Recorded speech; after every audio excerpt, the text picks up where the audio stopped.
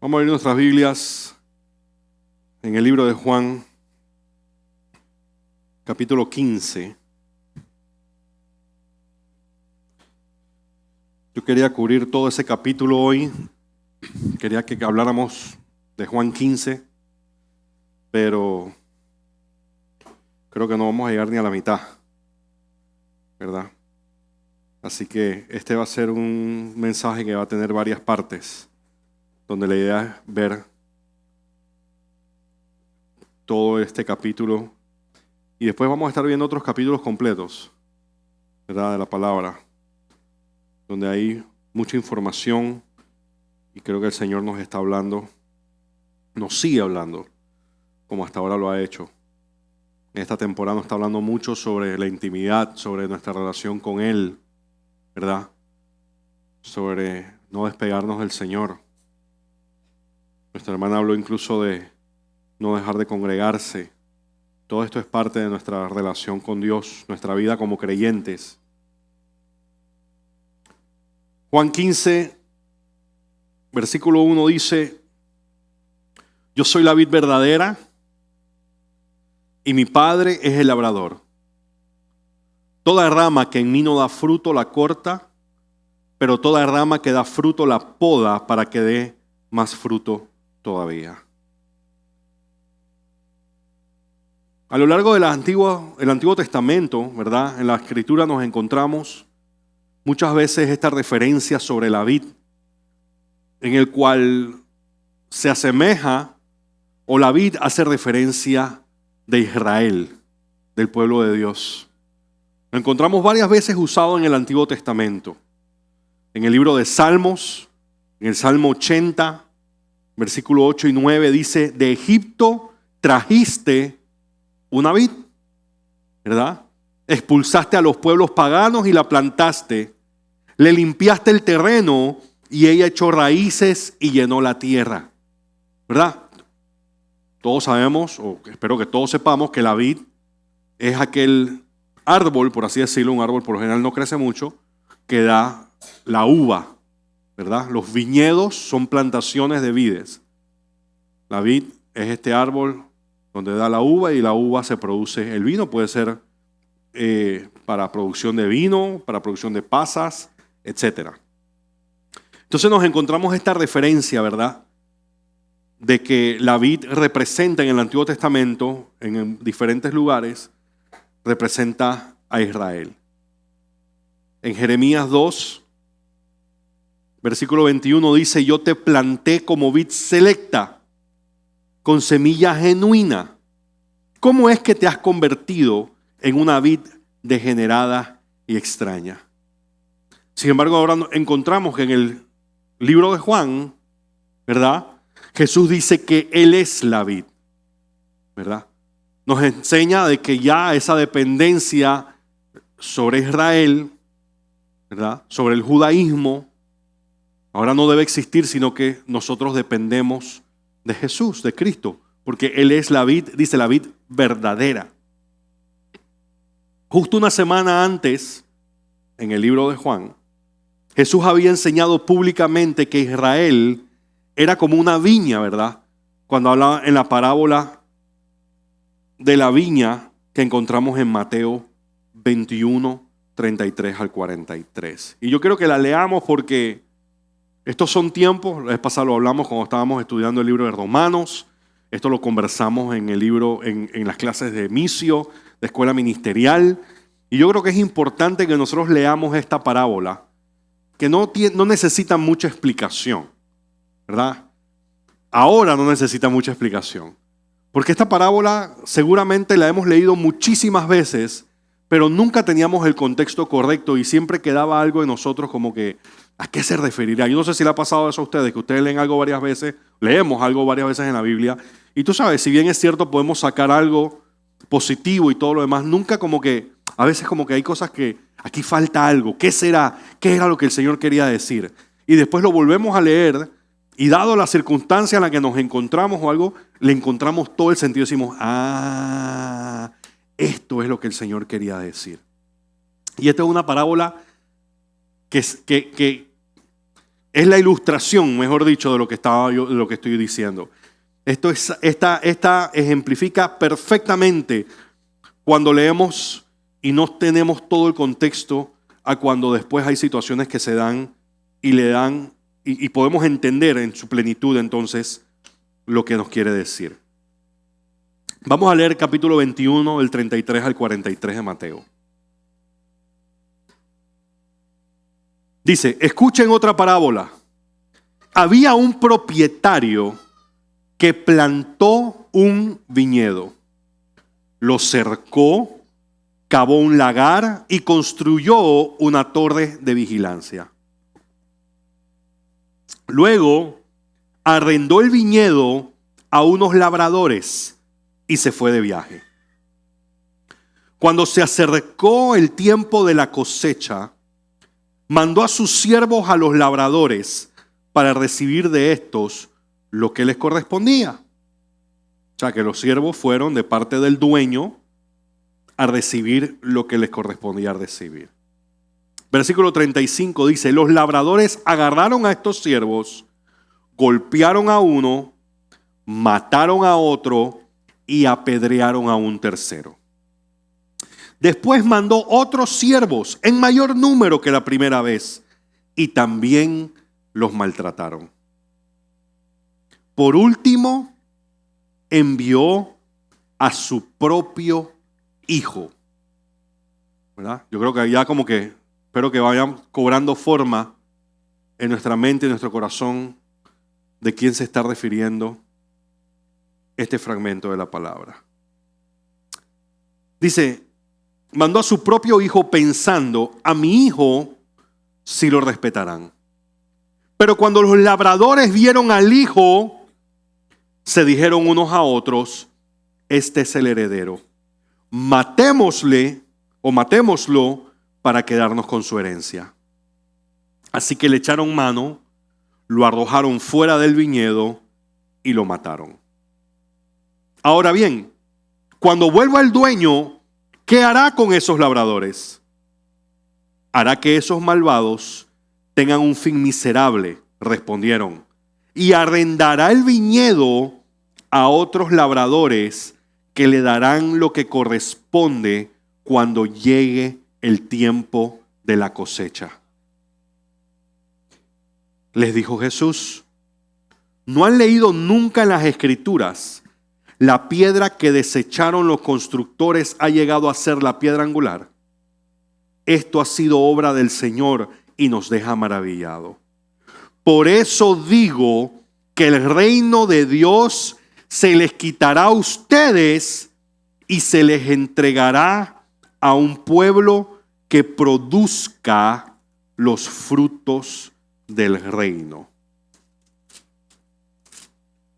Un poquito más adelante, ¿verdad? Dice,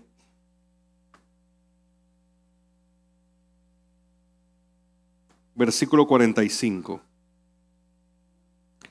Al oír las parábolas de Jesús, los principales sacerdotes y los fariseos comprendieron que él hablaba de ellos. ¿De quién hablaba? ¿De quiénes? De los fariseos y de los líderes religiosos. O sea, está hablando de los judíos de la época. Versículo 46. Y cuando procuraron entender a Jesús, tuvieron miedo de la multitud. Perdón, cuando procuraron aprender a Jesús, tuvieron miedo de la multitud, porque ellos lo tenían por profeta. Es interesante, ¿verdad? En los tiempos que estamos viviendo, donde constantemente estamos escuchando, es que son el pueblo escogido, es que son el pueblo de Dios, es que este grupo, y hay que apoyar a esta nación sin ningún tipo de, tú sabes, de duda o de cuestionamiento, todo. Cuando nosotros leemos Mateo 21, nos damos cuenta de quién está hablando Jesús. Y nos damos cuenta de quién es el pueblo o qué es lo que sucedió. Porque él dijo, ellos fueron, envié envió a unos trabajadores, siervos. ¿Quiénes eran esos siervos? Los profetas. ¿Y qué pasó con los profetas? Dice, a uno lo apedrearon, al otro lo mataron, al otro lo golpearon. Después envió a un grupo más grande y también los maltrataron. Dice, y por último envió a su hijo, pensando que a su hijo sí lo iban a respetar. Y miren lo que dice que estos dijeron, este es el hijo, vamos a matarnos y vamos a quedarnos con la herencia, ¿verdad? Con su herencia. Y dice, ¿y qué hará ahora entonces esta dueña de la tierra? Dice, le quitará, ¿verdad? Este viñedo, le quitará esto a ese grupo y se lo dará a unas personas nuevas que sí darán el fruto que debe ser o que debe ser dado. ¿Verdad? Al que tenga oídos para oír, que oiga, ¿verdad? Entonces nos encontramos, ¿verdad?, esta referencia sobre la vid, sobre el viñedo. Y en contraste, en el versículo, ¿verdad?, en el libro de Juan, ahora Jesús dice que Él es la vid verdadera. Que debemos enraizarnos en Él y enfocarnos en Él y no entonces ni en Israel ni en ninguna otra cosa. Entendiendo que en ese tiempo todo era con la mirada puesta en Israel. Hoy entendemos que nuestra salvación no viene ni por gentilicio, no viene por raza, no viene por religión. Viene por uno que murió en la cruz y resucitó al tercer día. Viene por una persona que es Jesucristo de Nazaret. ¿Verdad? Y yo siempre lo digo, a mí me da tristeza cuando hay cristianos, gente que dice que es ser creyente, sin embargo está siempre buscando cómo ser más espiritual que otros y piensan que porque se ponen un estilo de ropa, porque hablan de una forma, porque celebran una fiesta en específico, están más cerca de Dios. Y el Señor lo que busca es nuestro corazón. El Señor lo que busca es que cumplamos su palabra. Dice que los que siguen, los que tienen su palabra, los que la cumplen, la obedecen, el Señor viene y habita en ellos y se manifiesta en ellos. Eso lo encontramos en Juan 14, un capítulo antes. ¿Verdad? Entonces, si quieres ser espiritual, si quieres ser más espiritual que otra persona, si quieres acercarte más a Dios, no necesitas decir Hashem, Elohim, el Eterno, ¿verdad? No necesitamos llamar a Jesús Yeshua HaMashiach. No necesitamos utilizar terminología hebrea o vestirnos como hebreos o celebrar fiestas hebreas. Si lo quieres hacer, hey, bienvenido sea. Tienes la libertad de hacerlo. Lo que tenemos que tener cuidado es cuál es nuestra motivación detrás de esto. Porque si pensamos que porque vivimos como judíos, ¿verdad?, somos más cercanos al Señor. Recuerda que los judíos no aceptaron a Cristo. Están condenados porque no han aceptado a Jesús. Y necesitamos orar por ellos porque conozcan a Jesús, porque Jesús viene pronto. Y las primeras que vino no lo reconocieron. Ojalá que ahora que vengan a la segunda sí lo reconozcan, porque están condenados. Todo aquel que no haya recibido a Cristo como su Señor y Salvador está condenado. Porque nadie, absolutamente nadie es salvo por obras. Nadie ha sido salvo por la ley. Todo el que ha sido salvo en el Antiguo Testamento fue salvo por gracia. Porque pusieron su confianza en el Señor, entendiendo que no había forma alguna de cumplir con la ley. La ley no fue dada para que sea cumplida a cabalidad, porque Dios sabía que no había forma de cumplirla completamente. La ley era el reflejo de lo que había de venir. La ley es un estandarte que nos muestra cuán perfecto y cuán santo es nuestro Dios y que ninguno de nosotros, por nuestros propios medios, podemos llegar a esa estatura. Por eso vino Cristo. Por eso fue que Cristo vino y murió por nosotros. Derramó su sangre, un sacrificio perfecto, dado o hecho por un sacerdote eterno, ante el cual un solo sacrificio venció, cubrió, pagó el precio por todos los pecados de la humanidad, ahora los pasados y los que están por venir. Un solo derramamiento de sangre fue suficiente. Y hay personas que piensan que, como decía la vez pasada una que estaba predicando, diciendo que la gracia es nada más el 70%, pero a nosotros nos toca hacer el otro 30%. Eso es una herejía del tamaño de una catedral. Eso es una locura.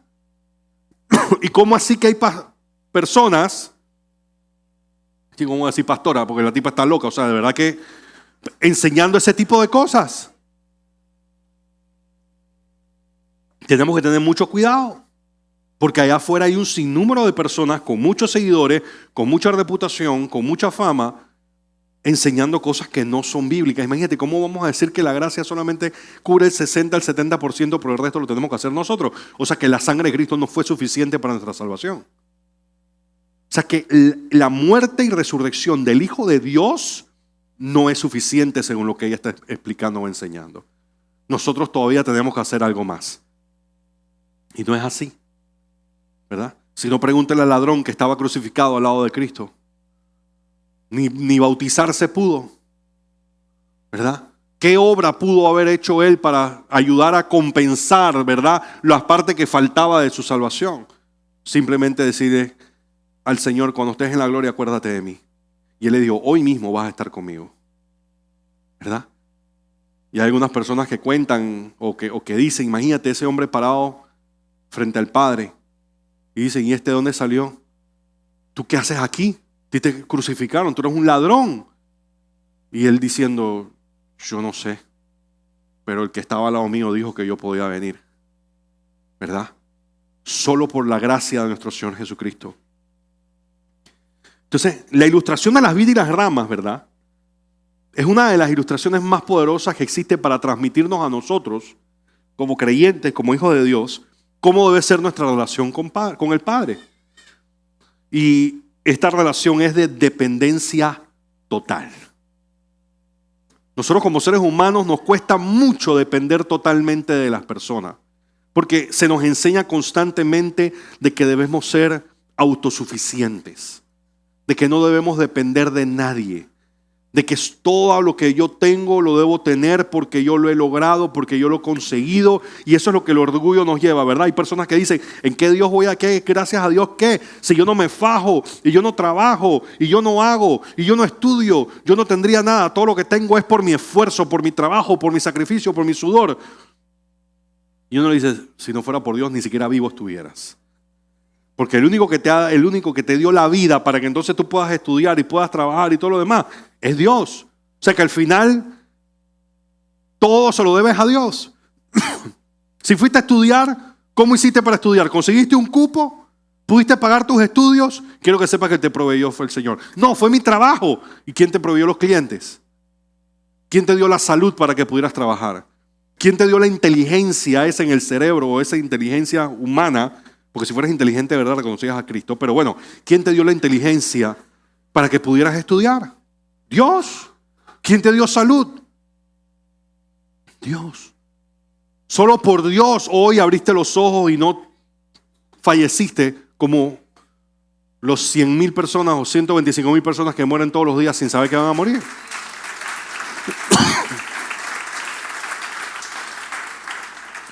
Nuestra dependencia hacia el Padre es, como lo dije, dependencia total. Es aún mayor que la dependencia que tiene una oveja de un pastor.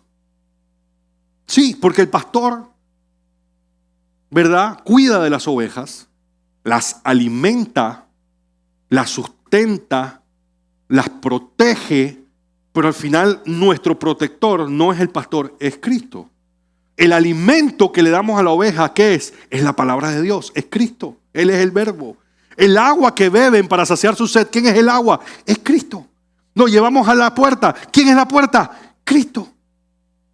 O sea que el trabajo del pastor es traer a esa oveja a Cristo, ¿verdad? O sea que la dependencia de Dios es mucho mayor que la que tiene una oveja hacia su pastor. Y claro, necesitamos a nuestros pastores, necesitamos nuestra iglesia, necesitamos nuestros líderes, nuestros mentores, pero al final el trabajo de la iglesia es mostrarte a Cristo.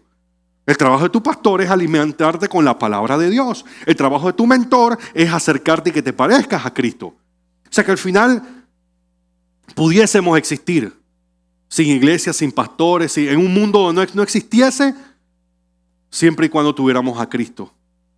Pero la realidad es que muchos de nosotros, si no tenemos pastor, si no tenemos iglesia, si no tenemos gente, perecemos porque el Señor ha establecido su iglesia, ¿verdad?, como su cuerpo, ¿verdad? Y nosotros, unidos a ese cuerpo, entonces crecemos, florecemos, damos fruto, nos alimentamos, etc. Ese es el modelo que Dios ha establecido, ¿verdad? Por eso la hermana decía hace un rato, no dejando de congregarnos. Hermano, el primer paso para apagarte como creyente y enfriarte es dejar de congregarte. Y eso no significa que la iglesia sea perfecta, pero ese es el modelo que Dios estableció. Donde nos congregamos, donde asistimos, donde venimos y compartimos, entendiendo que la función de la iglesia no es solamente ir los domingos a que me canten una canción. Para algunas personas eso es lo que piensan, que yo voy a que me canten. No, nosotros venimos aquí a ministrar a Dios. Nuestra alabanza, nuestro cántico, nuestras oraciones son para ministrar al Señor. Venimos a escuchar la palabra de Dios, a alimentarnos espiritualmente. Pero la vida del creyente no es suficiente venir los domingos a escuchar palabra. Por eso que la iglesia tiene la responsabilidad y tiene la obligación, ¿verdad?, de enseñarle a los creyentes. Por eso es que Dios estableció maestros. ¿Para qué? Para que enseñen la palabra. Estableció evangelistas para que vayamos a predicar el evangelio afuera y alcancemos a las personas. Y quiero que sepas que, si bien es cierto, no todos estamos llamados a la oficina del evangelista, todos hemos sido llamados al ministerio de la reconciliación. ¿Verdad? Todos estamos llamados a predicarle el evangelio a las personas. Todos. Y si no lo estamos haciendo, no estamos cumpliendo con algo que el Señor nos ha dejado como una ordenanza. Tenemos que compartir a Cristo con las otras personas. El Señor dejó establecido los pastores para que alimenten las ovejas, para que, tú sabes, las fortalezcamos, las protejamos, etc. El profeta, que hoy en día cualquiera quiere ser profeta. Ya los niveles, ya la gente son profeta y apóstol, ya esto es algo, ya nosotros estamos llegando a unos niveles, ¿verdad?, donde los próximos van a ser arcángeles, querubines, ¿verdad? O sea, ya la gente, si ya pastor no es suficiente. Así que yo quiero ser apóstol, general, como dice una mujer por ahí, que significa, wow, a regalar un diccionario de la Biblia. Pero el profeta está llamado ¿a qué? A dar la dirección, a hablarle al pueblo de parte de Dios. Y si bien es cierto, el canon de la Biblia ya se cerró y ya no hay profecía que tiene que ver con la venida del Señor o con el fin de los tiempos, el Señor todavía le sigue hablando a su pueblo a través de los profetas. Existe la profecía personal. Puede ser que tú estés pidiendo, tú quieres tener un hijo, o tú estás pidiendo por tu familia, y Dios quiere hablarte, y Dios sigue hablando. Y utiliza personas con el llamado profético. Le da dirección a la iglesia, o llama al arrepentimiento a la iglesia, como últimamente lo ha estado haciendo. ¿Verdad? ¿Qué profetizaban? ¿Qué hablaban los profetas? Aparte de la venida del Señor, llamaban al arrepentimiento. ¿Qué hacía Juan el Bautista? Anunciaba la venida del Señor y llamaba al pueblo al arrepentimiento. Y créeme, todavía y hoy más que nunca es necesario los profetas que en vez de estar profetizando llaves de Mercedes y negocios y un montón de locura, llamen al pueblo al arrepentimiento. Porque la iglesia del Señor Jesucristo necesita arrepentirse y volver al camino correcto.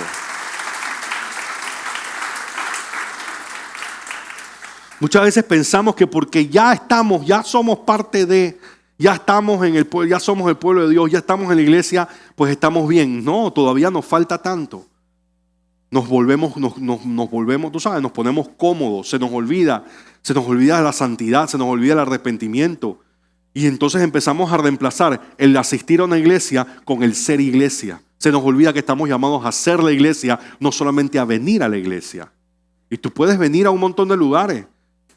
Hay gente que dice, no, yo nací en el evangelio. Y yo, papito, que hayas nacido en un garaje no significa que puedes ir al municipio a pedir placa.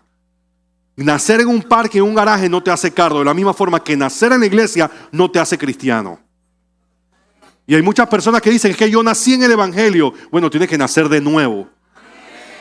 Porque eso de nacer en el evangelio, ¿qué es? Que tu papá era cristiano y tú naciste, y por consiguiente, como tú naciste, ya tú eres cristiano. Ya tú hiciste la confesión de fe. Porque la Biblia dice que el que cree en su corazón y confiesa con su boca, no dice el que nació en una iglesia. La salvación es individual. Cada uno tiene que clamar y buscar al Señor como su Señor y Salvador. Valga la redundancia. Pero hay personas que creen que porque crecieron en un hogar cristiano, hermano, esto no es un club social. Esto no es el club de que tú llegues y porque tu papá y tu mamá eran socios, ya tú tienes la sociedad inmediatamente. Esto no es una nacionalidad, que porque tu papá y tu mamá son de ese país, ya tú tienes el pasaporte, tienes la ciudadanía. El reino no funciona así. Los ciudadanos del reino son individuales. Cada uno solicita, por así decirlo, clama a Cristo para ser salvo y ser parte de su reino. Entonces es importante porque hay gente que tú le preguntas, no, yo nací en el Evangelio. Bueno, tienes que nacer de nuevo, hermano.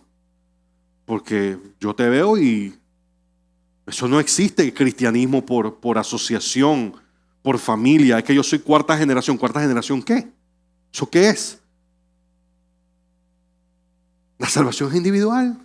Ya tú reconociste a Jesucristo como tu Señor y Salvador. Es que yo nací en la iglesia. Hermano, ¿qué tiene que ver eso? ¿Tú crees que tú te vas a parar frente al trono y que aquí estoy, yo nací en la iglesia? Ajá, ¿y entonces? Entonces, Jesús, ¿verdad? Estaba por partir y esto era un recordatorio, ¿verdad? Y una forma de alentar a que sus discípulos permanecieran en Él, que permanecieran unidos a Él. Él nos enseña que el Padre es el labrador, ¿verdad? Él es el que trabaja, el que mantiene que todo funcionando y en orden. Claro, Jesús es la vid y el Padre es el que cuida de la vid. Él es el que mantiene todo en orden. Y entonces los participantes, nosotros que somos parte del nuevo pacto, tenemos relación tanto con la vid, con el Hijo, como tenemos relación con el Padre, ¿verdad? Tanto con la vid misma como con el viñador o el labrador. Somos afortunados, hermano. Somos tan bendecidos. Porque si bien es cierto la Trinidad, ¿verdad? Nos habla del Padre, del Hijo y el Espíritu Santo. Nosotros tenemos la capacidad y la posibilidad de tener relación personal con los tres. El Espíritu Santo habita dentro de nosotros. El Hijo también, ¿verdad? Que está sentado a la diestra del Padre, proclamamos a Él y todo lo que le pedimos al Padre lo pedimos a través de Él, en el nombre de Jesús. Y el Padre que nos escucha. Cuando levantamos nuestras voces y decimos, Abba, Padre, Papá, aquí estoy. Tenemos un Padre que nos escucha. Entonces, continúa diciendo en el versículo 2, toda rama que en mí no da fruto, la corta. Pero toda rama que da fruto, la poda para que dé más fruto todavía. Y nosotros entendemos, tú sabes, el entendimiento que tenemos de cortar y podar es que es lo mismo y no es exactamente igual. Si bien es cierto, al podar se corta, pero no es lo mismo que cortar una rama, ¿verdad? Las ramas que no dan fruto por lo general nos demuestran que hay algo que no está funcionando bien. Porque cuando tú tienes un árbol de fruto, por lo general todas las ramas producen fruto. Si hay una rama que no está produciendo fruto, lo más seguro que no esté produciendo flor, lo más seguro que las hojas no están, eso nos indica de que o hay una enfermedad o algo no está pasando. Porque si está recibiendo el mismo alimento que todas las otras ramas, debe producir lo mismo que todas las otras ramas. Entonces, cuando nos damos cuenta de que no está apropiadamente conectada, ¿verdad?, al tronco principal, o en este caso a la vid, o que no funciona correctamente, por lo general entonces esas ramas se cortan. ¿Por qué la rama que no da fruto se corta? Porque está absorbiendo alimento que puede ir a otras ramas para que produzcan más fruto y para que el fruto que producen sea más grande, de mayor color, etcétera, etcétera, de mejor calidad. Entonces todo lo que está ahí jalando recursos de ese árbol y no está produciendo fruto como debe ser, por lo general siempre vas a ver que se va a cortar, se van a eliminar esas ramas. Toda la gente que sabe un poquito de árboles, frutales o de injertos, etcétera, saben que cuando se va a injertar, se va a poner una rama, ¿verdad? Se pone el injerto, mejor dicho, todas las otras ramas alrededor se cortan para que todo el alimento vaya para ese injerto y dé fuerza, y ese injerto, que es lo que queremos que produzca, crezca y haga su trabajo. ¿Sí o no, Martín? Era nuestro hermano Martín injertando cacao allá en Chiriquí. Oh, campeón. Entonces, es interesante porque hay otra explicación en la palabra que utiliza aquí donde dice toda rama que no da fruto la corta. Y es que cuando vemos el texto original, la palabra que se utiliza es la palabra airo. Y airo tiene dos significados. Por un lado, sí, se corta, pero hay otro significado. Y es que la palabra airo significa elevar. Cuando tú vas a ver los productores de viñedos y de uvas y la vid, cuando las ramas estaban bajas y no daban fruto, en vez de cortarlas inmediatamente, ellos procedían a elevarlas. ¿Para qué? Para que recibieran más sol. Y al recibir más sol, y de alguna forma, en la forma que estaban, recibían más alimento, pues entonces estas ramas comenzaban entonces a producir fruto que desde un principio no habían producido. O sea que el verbo traducido, ¿verdad? Aireo, cortar, significa literalmente levantar o quitar. O sea, por un lado el segundo, recortes limpios, o cataireo, que es un compuesto del primero, significa limpiar o purificar. Entonces tiene dos significados. Y yo más o menos me imagino así. Cuando estás dando fruto, el Señor te levanta para que te dé más luz, para que te dé más sol, ¿verdad? Para que puedas producir ese fruto que debes producir.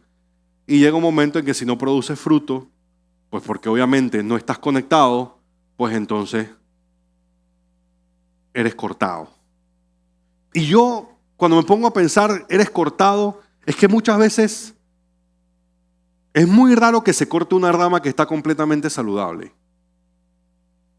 Es muy extraño que una rama completamente saludable, que tenga todo... ¿Por qué? Porque uno la deja, porque uno piensa, bueno, esta vez no ha dado, pero seguramente la próxima vez vamos a ponerle más abono para que dé, ¿verdad? Cuando la rama se corta, por lo general es cuando una rama que aparenta estar enferma, está seca, está marchitada. O sea que cuando la gente, el Señor nos corta o nos saca de un lugar o nos desconecta de su cuerpo, no es que estamos saludables y estamos bien y de la noche a la mañana y que wow, ¿qué pasó? Yo estaba bien, yo estaba yendo a la iglesia, yo estaba leyendo la palabra, yo oraba, yo pasaba tiempo con el Señor. No. Cuando somos cortados muchas veces porque ya estamos marchitos, ya estamos secos. Y hace rato que dejamos de ser parte de. Ese es como lo que nosotros decimos las prótesis, gente que están ahí pero no están pegados al cuerpo, simplemente están ahí. Y hay gente en las iglesias que son prótesis. Hay gente que vienen y tú los ves y tú sabes, porque la prótesis, muchas veces tú no te das cuenta que hay una prótesis. Hay personas que tienen prótesis y caminan mejor que el que no tiene prótesis, que el que tiene las piernas bien. Y tú no te das cuenta. Pero sabemos de que esa prótesis no está unida al cuerpo, ¿verdad? Con la carne y con la sangre y con las arterias y las articulaciones, sino que es algo que tú rápidamente lo puedes desconectar. Y hay personas que por muchos años están así en una iglesia, son prótesis. No están unidos, no están recibiendo la savia, no están recibiendo la sangre, no están recibiendo la oxigenación. Son piezas separadas pero que están unidas ahí como sobrepuestas. Y el Señor no nos está llamando a hacer prótesis. El Señor nos está llamando a ser partes del cuerpo, a estar unidos al cuerpo. El Señor no vino no te salvó para que seas una prótesis. El Señor te llamó para que tú seas parte del cuerpo, para que tú estés unido al cuerpo. Porque así como dice la palabra, ¿verdad? Así mismo la prótesis, así mismo las ramas, si no estamos unidos al tronco, nada podemos hacer, no podemos dar fruto. No podemos. Y el Señor te ha llamado para que tú des fruto. Vamos a entrar ahí un momento. Entonces, cuando tienes la rama fructífera, la que da fruto dice que también se poda, pero aquí la poda es distinta. Aquí no es que tú tomas la rama y la cortas y la separas del tronco. No, eso se hace cuando vas a hacer un injerto y ahora les voy a explicar por qué. Los objetivos de la poda, ¿verdad?, es mejorar la salud y el crecimiento de la planta. O sea, ¿qué sucede? Que muchas veces las ramas están dando fruto, pero tienen ramitas ahí que ya se han secado, que se han dañado, cosas ahí que no. Entonces eso se va limpiando para que no estén absorbiendo el alimento de esa rama, ¿verdad? Lo que tú quieres es estimular la producción de fruta, la producción de flores, porque acuérdate que las flores son las que son polinizadas y entonces vienen las frutas. Y fundamentalmente lo que quieres es garantizar la seguridad de toda la producción. O sea, que tú quitas las ramas muertas, las que están enfermas, las que están dañadas. E incluso tú puedes adaptar el crecimiento de la planta. Cuando tú vas a Israel te vuelves loco porque tú ves que Israel dice, esta es una plantación de mangos. Y nosotros aquí estamos acostumbrados que un palo de mango puede ser del alto del campanario de la iglesia del Carmen. O sea, que tú ves un palo de mango y el palo de mango tú dices, ¿verdad? Por allá arriba un árbol inmenso. Y uno se pone a pensar, ¿y cómo hace uno para bajar los mangos tan arriba? Cuando tú vas a Israel, tú te das cuenta que los árboles de mango son de este alto. Y están llenos de mango. ¿Verdad? Es de este alto, las ramas las hacen para que crezcan hacia los lados y un copito así nada más. Y eso está pero lleno de mango. Pero por lo general son casi del tamaño, gracias, son del tamaño de una persona. Porque los han podado y los han cortado y les han dado forma para que no gaste ese alimento. Porque mientras más alto el tronco, más alimento necesita para poder entonces que ese alimento llegue a las ramas que están por allá arriba para producir mango. ¿Que quién lo va a bajar de allá arriba? Sin embargo, si el árbol no es muy grande y lo podamos y lo mantenemos bien podado, garantizamos que todas las ramas van a dar fruto, van a dar mucho fruto y el alimento llega de las raíces a las ramas, a los frutos, mucho más rápido. Y eso ustedes se van a dar cuenta. Cuando busquen mango, producción de lo que sea, por lo general se van a dar cuenta. Los árboles son pequeños, son mantenidos bien podados y todas las ramas tienen fruto. ¿Verdad? Entonces, la poda habla sobre eso. El Señor a veces nos poda. A veces uno quiere verse muy bonito y no es lo bonito que te ves, es la cantidad de fruto que das. Porque hay árboles que se ven hermosos, pero no dan fruto. Hay árboles que tú llegas y tú dices, ven acá, este árbol está precioso, mira qué lindo, mira qué follaje, mira el tamaño, pero no dan fruto. Y ya sale uno por allá, no, que hay que darle un cordeazo a las 12 de la noche, el Viernes Santo. Eso no funciona, déjense de estar inventando locura. Eso son supersticiones. Eso es brujería y tú estás diciendo, no, que yo no hago brujería, pero le metí el cuerazo a las 12 de la noche y el otro año siguiente dio. Todo eso tiene explicaciones. No es el cuerazo, no es el cordeazo a las 12 de la noche el Viernes Santo. Es que hay árboles que necesitan ser sometidos a estrés para entonces comenzar a producir semillas para reproducirse. Pues ese estrés puede venir producto de mucho calor o de mucho frío. Siembra una mata de ají y le echas agua y la mata se muere. No da ni un ají. Pero siembras el mismo ají y no le echas agua y lo dejas un tiempo sin agua hasta que se está secando y justo cuando se empieza a morir la planta, empieza a tirar ají que da miedo. Claro, porque la planta dice, no, me voy a morir, necesito reproducirme, por lo menos dejar legado. Y empieza a tirar ají porque la semilla del ají está en el ají.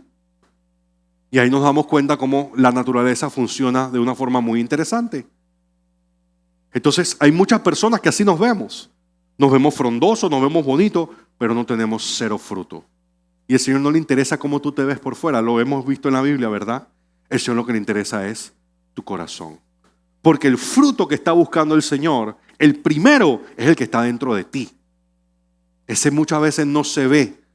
Se aprecia, al compartir con una persona, tú ves o tú reconoces el fruto que hay en él, según lo que dice Gálatas, ¿verdad? Pero muchas personas asimilamos o pensamos o asociamos que el fruto tiene que ver con verme bien, con tener dinero, con tú sabes, opulencia, con esto, con otro. Eso no tiene que ver con el fruto del Señor en tu vida. Porque ¿de qué sirve que te veas muy bien si tratas a todo el mundo como una basura? ¿De qué sirve que te veas bien si todavía mientes, si todavía haces un montón de cosas que no son del agrado de Dios? ¿Verdad? Entonces al final esto no tiene que ver, sí, el Señor me está podando, el Señor me está trabajando en mí. Gloria al Señor por eso. Vas a quedar todo trasquilado, pero vas a quedar con fruto. Gloria a Dios. ¿Verdad? Cuando nosotros leemos sobre los discípulos, cuando vemos la palabra, nos podemos dar cuenta, los discípulos del Señor no es que eran un grupo de princesos, de príncipes y iba a decir princesos, wow. De príncipes y de gente, tú sabes, opulenta y bien. No, había de todo, pero lo que los caracterizaba no era ni su vestimenta, ni era su belleza externa. Lo que los caracterizaba era el poder de Dios que había dentro de cada uno de ellos. Cómo manifestaban, ¿verdad? Ese poder, ese amor, ese gozo, esa paciencia, esa mansedumbre, etcétera. ¿De qué sirve que te veas muy lindo si tu paciencia es cero? Y todo el mundo te saca de colmo y la paciencia y no tienes amor, no tienes compasión, no tienes bondad, no tienes... De nada sirve. Como dice el apóstol Pablo, ¿de qué sirve que yo profetice? ¿De qué sirve que yo haga y deshaga si no tengo amor? Si no hay amor, no tengo absolutamente nada. Lo demás no sirve. Entonces, dice un comentarista de la Biblia, Tenney, dice: la madera muerta es peor que la infructuosidad, pues puede albergar enfermedades y descomposición. Dios quita la madera muerta de su iglesia y disciplina la vida del creyente para que se dirija a una actividad fructífera. Imagínate. Dice que la madera muerta es peor que no dar fruto, porque en la madera muerta está enfermedad y hay infecciones. Y esa enfermedad, esas infecciones puede acabar con el árbol entero. ¿Ya? Por eso es mejor cortar. Por eso que viene el Señor a veces y corta gente, saca gente de un lugar, de un ministerio, de una iglesia. Porque el problema no es que no dé fruto, el problema es que es madera muerta. A través de esa persona entra infección, está entrando enfermedad dentro del cuerpo. Y sabemos que hay condiciones, enfermedades, donde lo que procede es y te amputan y te dicen: ¿por qué le quitaron un dedo? Porque si no, le iban a tener que quitar el brazo. Si no, se muere de esa infección. Y créeme, hay personas que llegan, que el Señor corta y uno dice: Señor, ¿pero y por qué te llevaste a fulano? ¿Por qué esta persona de repente, tú sabes, ya no está o se tuvo que ir o lo que sea? Y es el Señor podando, el Señor cortando, quitando infección para que no se propague. Y no estoy hablando de nadie en específico, estoy dando un ejemplo, ¿verdad? Porque yo estoy seguro que empiezan los hermanos de que, a ver, últimamente, ¿quién se ha ido? Sí, porque así somos, de una vez empezamos, tú sabes, la mente de que el pastor tiene que estar hablando de alguien. No estoy hablando de nadie en específico, estoy hablando en general porque es lo que la palabra nos enseña, ¿verdad? No todo el mundo que se va a la iglesia se va porque está mal, hay gente que se muda, hay gente que se va del país, hay sin número de cosas. No vamos a dedicar el altar para hablar mal de la gente que no está aquí con nosotros.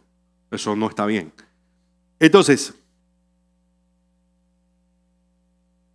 decía otro comentarista, John Trapp se llama, dice: y si es doloroso sangrar, es peor marchitarse. Es mejor ser podado para crecer que cortado para quemar. Señor, córtame todo lo que tengas que cortarme para que yo crezca y dé fruto. Prefiero que me cortes y que me duela a que me cortes y me quemes porque no sirvo para nada. Imagínate. O sea, qué brutal, ¿no? Cuando uno lo ve desde ese punto de vista, entendiendo que nosotros somos las ramas. Estas ramas que estamos hablando, que dan fruto, que no dan fruto, que cortan, que podan, que quitan, esas somos nosotros. El cuerpo es Cristo. Y si estamos despegados del cuerpo, si estamos despegados del tronco, de la vid, no servimos absolutamente para nada, solamente que para leña, para el fuego. Versículo 3. Imagínense, apenas vamos por el versículo 3. Por eso le dije, yo quería ver todo Juan 15. ¿Qué chance? Tendríamos que hacer una vigilia para poder ver todo Juan 15.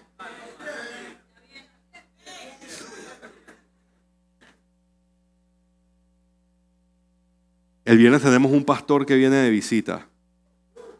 Nunca lo hemos tenido antes. Y bueno, vamos a ver. Va a venir a estar con nosotros, va a predicar uno de las plenarias que vamos a tener el viernes en la noche de alabanza. Yo sé que eso va a ser de bendición. Pastor del Salvador. Así que ya saben, vengan a gozarse en la presencia del Señor y a recibir palabra.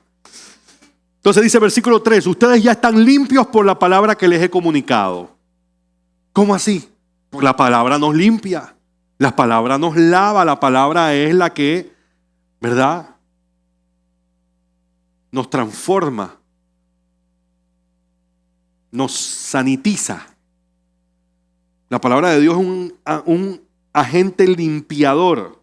¿Por qué? Porque claro, condena el pecado, inspira la santidad, promueve crecimiento de nosotros como creyentes y revela el poder que Dios nos da para la victoria. ¿Verdad? Por eso nosotros siempre, después de cada servicio, debemos salir condenados el pecado, ¿verdad? Confrontados lo que está mal en nuestra vida. Salimos inspirados en caminar en santidad, ¿verdad?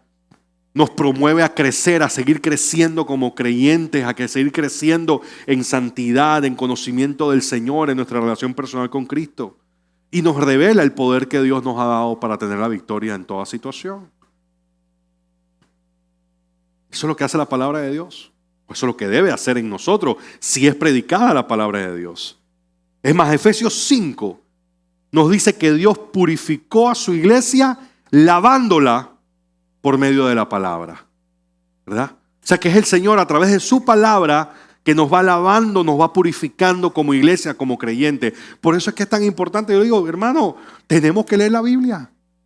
Por eso es importante venir a los estudios los miércoles, a escuchar la palabra los domingos, leer la Biblia en mi tiempo aparte, tomar mis clases, porque mientras más somos expuestos a la palabra de Dios, más somos transformados. Recuérdense que este libro, la Biblia, no contiene la palabra de Dios. Este libro es la palabra de Dios. Y es imposible, ¿verdad? Es imposible someternos a la palabra de Dios y no ser transformados. Porque la palabra de Dios es sobrenatural. Y dice que no retorna vacía. Entonces, en Juan 15 nos repite la misma idea que vemos en Juan 13, de que hay un lavamiento inicial, o sea, una limpieza inicial, y hay otra que es continua. Miren ustedes, Juan 13:10, miren lo que dice. El que ya se ha bañado no necesita lavarse más que los pies, le contestó Jesús, pues ya todo su cuerpo está limpio y ustedes ya están limpios, aunque no todos. ¿Cómo así? ¿Cómo así una limpieza inicial y otra que es, tú sabes, progresiva o que es continua? Bueno, nosotros entendemos que cuando Cristo murió, cuando aceptamos a Cristo, hemos sido lavados por la sangre del Cordero y somos santificados para estar en la eternidad con Él. Sin embargo, también sabemos que hay una limpieza que es continua, porque si bien es cierto, somos salvos, todavía nuestra carne, nuestra carne no es salva. Y nosotros tenemos que seguir trabajando en nuestra vida. Tenemos que ir renovando nuestro pensamiento, nuestro entendimiento, nuestra forma de vivir. Y eso lo hacemos a través de la palabra, ¿verdad? O sea, no es que ojalá murió Cristo, acepté a Jesús, me bauticé, soy una nueva criatura, gloria a Dios. He sido santificado, gloria al Señor. Ya no necesito leer la Biblia. No, hermano, ahora es que comienza esto. Porque nosotros nos encontramos como creyentes aquí, como hijos de Dios, pero todavía muchas veces se nos sale la cadena de la bicicleta, ¿verdad? Pastor, es que me pasó esto y no sé qué. ¿Qué hago? Papito, tienes que meterse con el Señor. Mira lo que dice la Biblia. Es que no, hermano, eso no así, el Señor no funciona así. El Señor, mira lo que dice la palabra. Entonces continuamente nos vemos llevados ¿a qué? A la palabra. ¿Para qué? Para que la palabra vaya transformando el entendimiento que tenemos de las cosas. ¿Verdad? La palabra es la que nos confronta y nos muestra de que aunque somos salvos, aunque somos santificados, hemos sido santificados, todavía hay una santificación progresiva que tiene que darse en nosotros. Donde empezamos a entender las cosas de otra forma, donde empezamos a ver, a conocer cada vez más el carácter de nuestro Dios y entender que hay cosas que para nosotros parecían normales, pero que no son normales ni correctas. ¿Sí o no, mi brother? Es así. Entonces hay el lavamiento inicial, que es para siempre, pero hay uno todavía que nosotros necesitamos seguirnos lavando con la palabra. Seguimos estudiando la palabra. Cada vez que tú vas a una mentoría, a un discipulado, tú te das cuenta que todavía te falta aprender algo. Es así. Porque uno llega y que no, que mira, que no sé qué, pero que esto y otro, y te llega a tu mentor y que, mira papito, vamos a la palabra. ¿Qué dice la Biblia? Ya hasta ahí llegaron tus argumentos, hasta ahí llegaron tus cosas, tus dudas, tu pensamiento. Esto es lo que dice la palabra del Señor. Vamos a hablar, háblame con la palabra. ¿Tú quieres justificar tus acciones? Tráeme la palabra. Que no que Dios te habló, llévame a la palabra. Y ahí nos damos cuenta. Hay muchas personas que dicen, no, ya somos, sí, hemos sido santificados. Somos santos, la Biblia dice que somos santos, ¿verdad? Pero imagínate, somos santos, pero también todavía pecamos. O sea que hay algo de nosotros que todavía tiene que ser transformado y cambiado, ¿verdad? Nacimos de nuevo, somos nueva criatura, pero habitamos una carne que le encanta el pecado. Y esa carne hay que seguirla matando todos los días. Hay que coger el cuchillo o hay que llevarlo a la piscina y seguirla ahogando y seguirla matando. Porque el día que no lo haces, ese día te dice, hola, aquí estoy. Y vienen los dolores de cabeza. Así es, como dice el pastor Giordano. ¿Aló? Entonces, tanto la poda como la limpieza son hechos a través de la palabra del Señor. Como dijimos hace un rato, la palabra condena el pecado, inspira la santidad y promueve el crecimiento. Versículo 4, Juan 15. Permanezcan en mí y yo permaneceré en ustedes. Así como ninguna rama puede dar fruto por sí misma, sino que tiene que permanecer en la vid, así tampoco ustedes pueden dar fruto si no permanecen en mí. La relación entre la rama y el tronco es vital. Es una relación mutua. Mira lo que dice. Permanezcan en mí y yo permaneceré en ustedes. Eso conlleva un deseo voluntario, un deseo personal, un anhelo de yo querer permanecer en el Señor.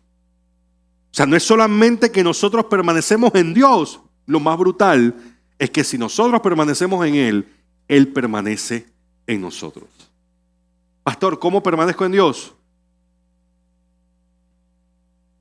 Orando, leyendo las Escrituras, ayuno, contemplar la creación, tiempo de solitud con el Señor, etcétera, etcétera, etcétera. ¿Verdad? El habitar en Él es una decisión y una acción que tomamos todos los días. Tenemos que reafirmarlo y tenemos que continuar en esa habitar en el Señor. Sí, porque es como cuando tú habitas, tú vives en un lugar, tú todos los días, tú vives ahí porque tú visitas ese lugar todos los días, ¿verdad?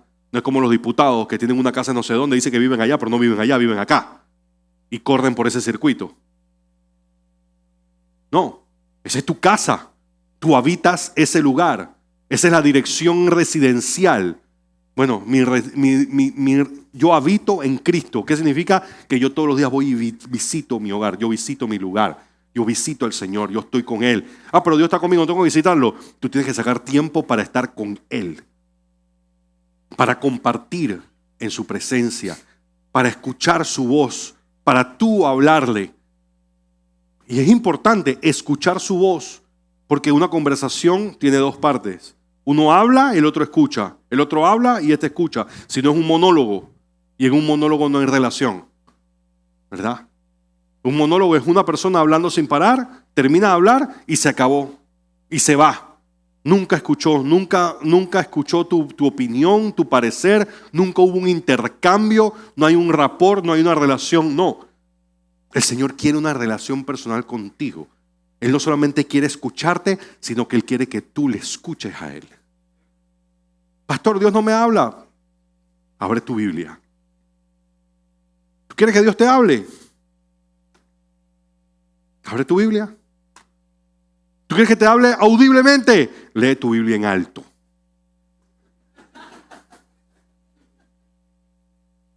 Porque Dios habla principalmente a través de su palabra. No te voy a negar de que Dios también nos habla a veces audiblemente, pero no podemos simplemente decir es que Dios solamente habla así. No, Dios habla principalmente a través de su palabra. Y gloria al Señor si tú eres aquellas personas que tú escuchas la voz del Espíritu Santo en tu corazón, ya sea a través de una premonición, una impresión, un susurro, una voz apacible, una voz alta. como sea que Dios te hable, pero principalmente, infalible, Dios habla a través de su palabra. Entonces, si tú no estás escuchando la voz de Dios, seguramente no estás leyendo la palabra. Y si la estás leyendo y no escuchas que Dios te está hablando, seguramente la estás leyendo como si fuera un paquín, como quien lee el periódico, ¿verdad? Esta es la palabra de Dios. Cuando nosotros leemos la palabra con el corazón en el lugar correcto, créeme, es imposible que tú no saques algo de lo que Jesús, cómo Jesús hablaba con sus discípulos, cómo Él vivía. O sea, siempre hay algo que aprender en la palabra del Señor. Siempre. Y como dijimos hace un rato, puedes leer 10 veces el mismo versículo y vas a recibir 10 cosas distintas. Miren lo que decía. Así como dice, permanezcan en mí y yo permaneceré en ustedes. Salomón, en el libro de Cantares, capítulo 6, versículo 3, decía, yo soy de mi amado y mi amado es mío. Él apacienta su rebaño entre azucenas. O sea que el habitar en Él es algo que nosotros debemos escoger hacer. Es algo voluntario que debemos buscar todos los días. Cuando nuestro Señor dice, permanezcan en mí, Él está hablando de la voluntad, de las decisiones que nosotros tomamos todos los días. Debemos decidir entre hacer cosas que nos expongan a Él y mantenernos en contacto con Él versus lo que normalmente hacemos. Esto es lo que significa permanecer en Él, eso. Que nosotros vamos a escoger permanecer, estar en Él, cosas que nos acercan a Dios, cosas que nos ministran, cosas que son de bendición, cosas que son positivas. El viernes tengo que escoger entre ir a llevar pastilla o a llevar a mi hijo a coger pastilla o venir a alabar al Señor. ¿Qué voy a escoger? Voy a venir a alabar al Señor, porque esto me acerca a Él, esto es de bendición para mí. Y entendiendo que lo otro, pues, creo que fue hasta un mal ejemplo, porque se cae de su peso que nosotros no participamos. Nosotros no celebramos Halloween, porque las brujas no celebran el nacimiento y la resurrección de Cristo. Entonces, ¿para qué yo voy a estar celebrando la fiesta de ellos si no celebran la de mi Dios? Y podemos seguir por ahí, ¿no? Pero eso es para otro mensaje, para otra predicación. Creo que ahí afuera hay bastante material para saber por qué nosotros no celebramos la noche de bruja. Nada más por el nombre. Entonces, versículo 5 dice, yo soy la vid y ustedes son las ramas. El que permanece en mí como yo en él, dará mucho fruto. Separados de mí, más claro imposible, ¿verdad? Entonces, ¿por qué queremos seguir dando fruto, haciendo cosas separados de Dios? ¿Por qué no lo buscamos y por qué no lo ponemos de primero en todo lo que hacemos y aún así queremos que nos vaya bien? No, es que yo cuando no estaba con el Señor a mí me iba bien.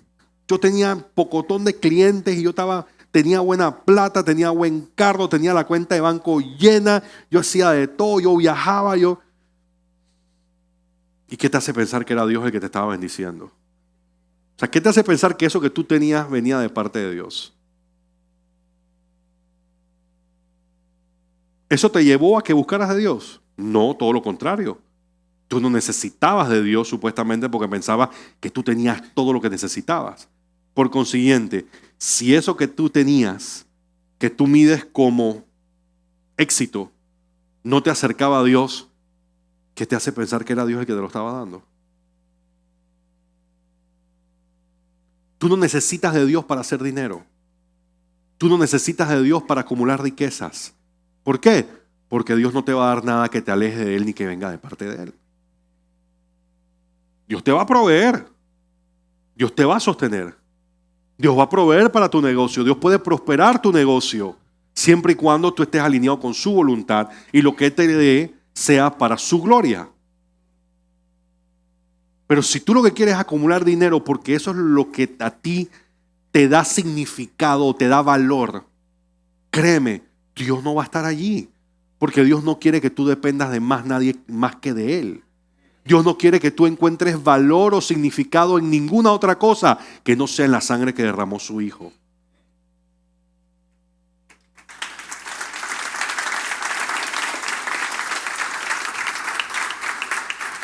No significa que Dios no te puede bendecir o que no te quiere bendecir. No significa que a ti no te puede ir bien y tu negocio no puede crecer de la mano del Señor. Pero Él te va a dar las cosas que tú necesitas, que tú anhelas y aún más, siempre y cuando esas cosas vayan alineadas con su voluntad y con su propósito. ¿Qué significa? Yo te voy a proveer sabiendo que de lo que yo te proveo, tú estás alineado con mi voluntad. Y eso va a dar gloria a mi nombre. Y tú no vas a salir diciendo, mira todo lo que tengo, por el sudor de mi frente, por mi esfuerzo. Tú vas a decir, mira todo lo que tengo, gracias a Dios que es mi proveedor y es mi sustento. Gracias a mi Señor que me bendijo, que me ha traído hasta aquí. Gracias a Dios por mis clientes, gracias a Dios porque me provee, gracias a Dios porque me sustenta, gracias a Dios que me provee, yo puedo ser de bendición también para el reino. Yo puedo bendecir a mis hermanos en Cristo, yo puedo ser de bendición para las otras personas, yo puedo alinearme con lo que el Señor está haciendo, yo puedo enviar a un misionero a la India que predique el Evangelio porque el Señor me provee para que yo ayude a que su palabra siga expandiéndose en la tierra. Ahí Dios no tiene ningún problema en bendecirte. Pero hay muchas personas que tienen de todo y créeme, por favor, mover urgente. Imagínate, 1, 2, 3, 4, 5, 6 carros mal estacionados. Gloria al Señor. Entonces, como dice la palabra, las ramas solas no pueden dar fruto por sí mismas. No pueden dar frutos si no están conectados al tronco. El discípulo no puede hacer el bien verdadero de Dios o las cosas que Dios lo manda hacer si no se conecta conscientemente y permanece en Cristo Jesús. Y tenemos que entender que el propósito de la rama es dar fruto. Hay usos para la hoja, se ven bonitas y todo lo demás. Algunas hojas se comen. La hoja de uva sí se come, pero nadie siembra una vid para comerse la hoja. La gente siembra un palo de una vid para comerse la uva, el fruto. Nadie siembra un palo de mango porque solamente me da sombra. Tú siembras un palo de mango porque quieres comer mango. De la misma forma, Dios, nosotros somos la rama, tenemos un propósito y es dar fruto. No es vernos bonitos, es dar fruto, aunque nos veamos no tan bonitos. Sí, como les dije hace un rato, hay árboles que son muy lindos, pero no dan fruto. Y tú dices, ve acá, pero este árbol tan bonito, ya está grande, está maduro, ¿por qué no da fruto? Y la persona te dice, porque no tiene raíces profundas. Y un árbol sin raíces profundas solamente le alcanza para verse bonito, no para dar fruto. Y lo importante no es verse bonito, es que dé fruto. ¿Cuántos aquí no desearían tener un palo de aguacate? Está bonito, pero no da aguacate. Tú preferirías que estuviera feo, pero que dé aguacate. Sí, porque tú no te comes, qué bonito se ve. No, yo quiero aguacate. Yo quiero guanábana. Yo quiero mango. Yo quiero marañón curazao. No me interesa que esté bonito, yo lo que quiero es fruto. Dios no le interesa que te veas bonito, Él quiere que des fruto. ¿Verdad? Cuando hablamos de fruto, pastor, usted se va a pasar hablando de fruto, fruto, fruto, fruto. ¿Qué es fruto? Vamos a hablar de los dos tipos de fruto que hay. Para cerrar, porque ya se acabó el tiempo. Y nada más vamos por el versículo 5, imagínate. El fruto obviamente representa el carácter cristiano, Gálatas 5. ¿Quiénes no han leído Gálatas 5? Todos lo han leído, o sea que todos se saben cuál es el fruto, ¿verdad? El fruto del Espíritu Santo es la obra de Dios en nosotros. No he llegado allá, pero ya lo pusieron en la pantalla. Y nuestra conexión con Él debe ser evidente por el fruto y tal vez por mucho fruto. Gálatas 5, 22, 23 dice que el fruto, no los frutos, el fruto. Pues muchas veces decimos, aguanta, pero si son tantas cosas, son los frutos. No, es un solo fruto. Y ese fruto está compuesto de todas estas cosas. ¿Qué son?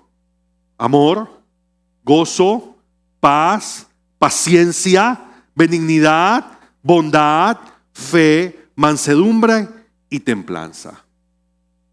¿Te falta paciencia? Métete con el Señor. ¿Te falta bondad? Métete con el Señor. ¿Te falta mansedumbre? Métete con el Señor. ¿Por qué? Porque como yo he dicho 1.000.000 de veces, nosotros nos parecemos a las 5 personas con las que más tiempo pasamos. Así que si quieres parecerte al que tiene bondad, mansedumbre, que es el Espíritu Santo, tienes que pasar tiempo en la presencia del Espíritu Santo. Ahí vas a recibir todas estas cosas. Ahí vas a empezar a dar fruto. Ese fruto es visible. Porque aunque la persona, ¿de qué me sirve que la persona se vea muy bonita, pero no tiene ni paciencia, ni tiene paz, ni tiene bondad, ni tiene mansedumbre, ni tiene templanza, te trata mal, te insulta esto, lo otro? Sin embargo, hay personas que tú la ves, no se ve despampanante, pero tienen un amor, tienen una paciencia, tienen, tú sabes, una bondad hacia su prójimo. Y eso es lo que el Señor está buscando. Eso es exactamente lo que Dios está buscando en nosotros. Entonces, el primer fruto, el fruto del Espíritu Santo en nosotros. El segundo fruto, hermano, que nos reproduzcamos. ¿Cómo nos reproducimos? Predicando el Evangelio, trayendo otros a los pies de Cristo. Nuestra misión como creyentes es no solamente que el fruto del Espíritu Santo, ¿verdad?, se desborde en nosotros, sino que ese fruto traiga a otros a los pies del Señor. Acuérdate, ese fruto que hay en ti es la semilla para reproducirte a ti. Y te vas a reproducir en otros. O sea que la gente viene no atraída por el árbol bonito, la gente va atraída por el fruto. El fruto que ve en ti dice, wow, esta persona, cuánta bondad. Una persona con misericordia, una persona con paz, con paciencia. Claro, es que esa persona es un hombre, una mujer de Dios. Dice, yo quiero lo que esa persona tiene. ¿Qué acaba de suceder? Te estás reproduciendo en otra persona a través del fruto del Espíritu Santo que hay en ti. Entonces nuestra misión es que haya fruto en nosotros, el fruto de Dios, el fruto del Espíritu Santo, y que nos reproduzcamos en otras personas. Pero nadie quiere ser igual que un grosero. Si tú eres un grosero, eres un patán, eres un mentiroso, humillas a tu cónyuge, humillas a tus hijos, humillas a la gente, tratas mal a las personas, mientes, ¿quién va a querer parecerse a ti? Si el mundo está lleno de eso. Es más, hay gente que no conoce a Dios y son mejores, o sea, tienen más fruto, por así decirlo, que gente que supuestamente son cristianos. Entonces,